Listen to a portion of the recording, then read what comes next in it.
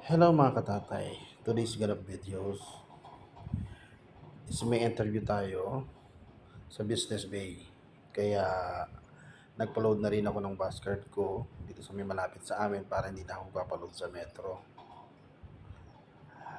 At nagpa-print na rin ako ng CV naming extra para at least mas okay yung may extra kaming dalawang CV at may makita kaming applyan is makapagpasa na rin kami ng CV namin.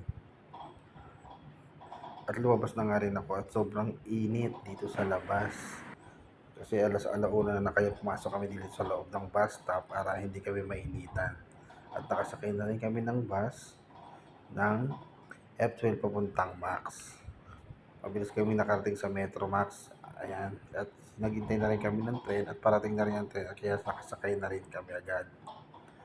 Ayan. Pang 5 station kami bago kami bumaba sa metro ng Business Bay. Ito malapit na rin kami sa Business Bay. Kaya baba na rin kami at maghintay kami ng bus pero 10 minutes pa yung bus kaya nag-taxi na lang kami.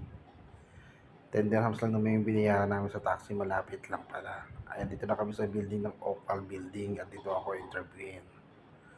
Hindi rin ako nag-video kasi bawal nga ang mag-video sa taas kaya bumaba na rin kami at nag-exit lang kami dito sa baba ng building. Thank you for watching.